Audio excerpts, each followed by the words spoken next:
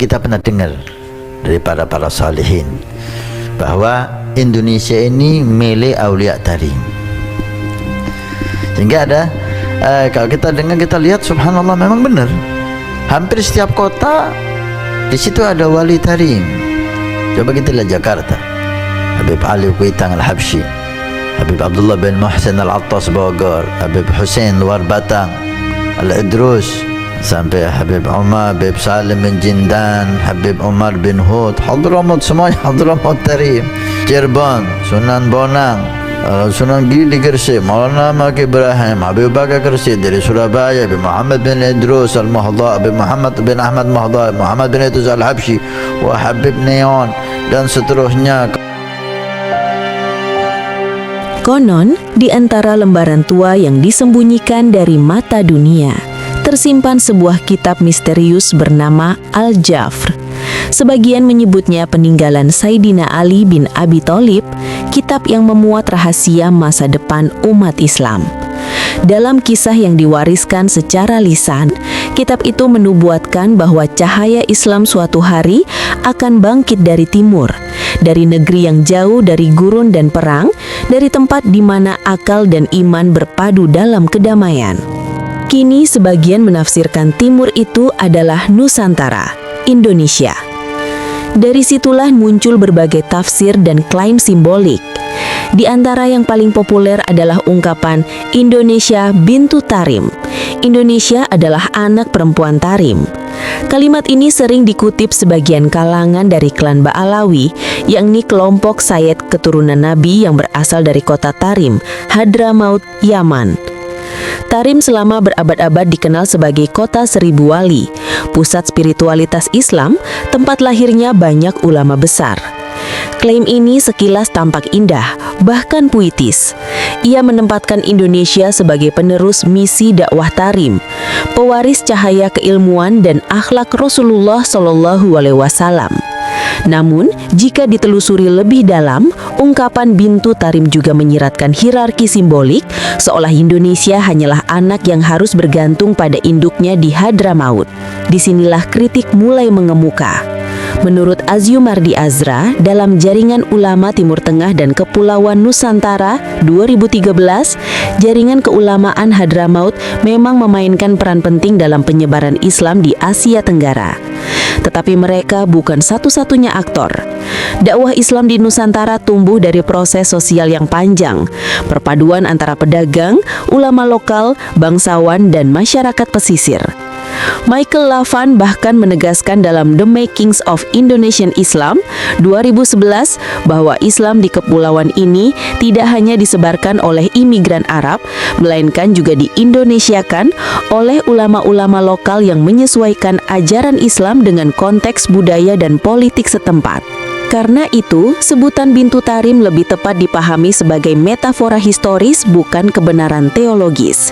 Sebab kini, anak itu telah tumbuh dewasa, memiliki daya pikir, tradisi, dan otoritas spiritualnya sendiri. Bahkan, banyak kalangan akademisi melihat bahwa Islam Indonesia telah menjadi model Islam dunia yang paling damai, rasional, dan demokratis. Lebih jauh muncul pula klaim kalangan Ba'alawi bahwa aulia dari Tarim menjaga seluruh Indonesia. Kalimat ini beredar dalam ceramah dan narasi populer sebagian Habib. Mereka meyakini bahwa keberkahan spiritual para wali dari Tarim melindungi negeri ini dari kehancuran. Klaim ini secara teologis bukan hal baru. Ia berasal dari tradisi wilayatah, konsep keberkahan melalui kehadiran wali di suatu tempat.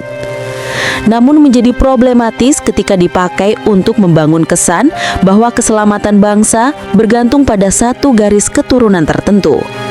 Pandangan seperti ini justru berpotensi mengerdilkan peran ribuan ulama dan wali lokal yang lahir di bumi Nusantara. Padahal sejarah mencatat tokoh-tokoh besar seperti Syekh Nawawi Al-Bantani, Kiai Haji Hashim Asy'ari, dan Buya Hamka membangun Islam dengan darah dan akalnya sendiri. Bukan karena dijaga oleh wali dari negeri jauh, melainkan karena kerja keras dan keikhlasan mereka sendiri. Ali Mustafa Ya'qub pernah mengingatkan, kemuliaan seseorang tidak ditentukan oleh nasab, tetapi oleh ilmu dan amalnya. Di sisi lain, tafsir atas Al-Jafar sendiri patut dibaca dengan kritis. Kitab ini telah lama menjadi sumber spekulasi politik dan spiritual di dunia Islam. Dalam sejarah, versi-versi Al-Jafar pernah digunakan oleh dinasti Fatimiyah dan kelompok Syiah Ismailiyah untuk mengukuhkan legitimasi kekuasaan mereka, sebagaimana ditulis Hamid Algar dalam The Roots of the Islamic Revolution in Iran 1983. Dengan kata lain, kitab ini sering berfungsi sebagai teks simbolik untuk mendukung klaim otoritas, bukan dokumen nubuatan yang dapat diverifikasi secara ilmiah. Kritik terhadap pola serupa kini muncul di Indonesia. Bagaimana misteri kitab atau klaim keturunan kerap dijadikan sarana meneguhkan pengaruh sosial keagamaan. Padahal, seperti disampaikan Quraisy Shihab dalam Wawasan Al-Quran 2007, Islam menolak superioritas etnis dan garis darah. Hanya ketakwaan dan ilmu yang menjadi ukuran kemuliaan. Kini saat dunia Islam di Timur Tengah kian terpecah, Indonesia justru menampilkan wajah Islam yang moderat, ramah dan berdaya. Mungkin inilah makna sejati ramalan Al-Jafar tentang cahaya dari timur. Bukan cahaya yang lahir dari keturunan, melainkan dari kebangkitan akal dan jiwa umat yang sadar akan tanggung jawab sejarahnya. Mungkin benar, cahaya Islam kini menyala dari timur, tapi bukan karena takdir kitab misterius, melainkan karena akal dan iman yang tumbuh di tanah yang belajar dari sejarah. Jika Anda tidak sependapat dengan narasi opini ilmiah populer ini, silahkan hadirkan karya tandingan yang serupa. Dengan begitu, khazanah literatur kita akan semakin kaya.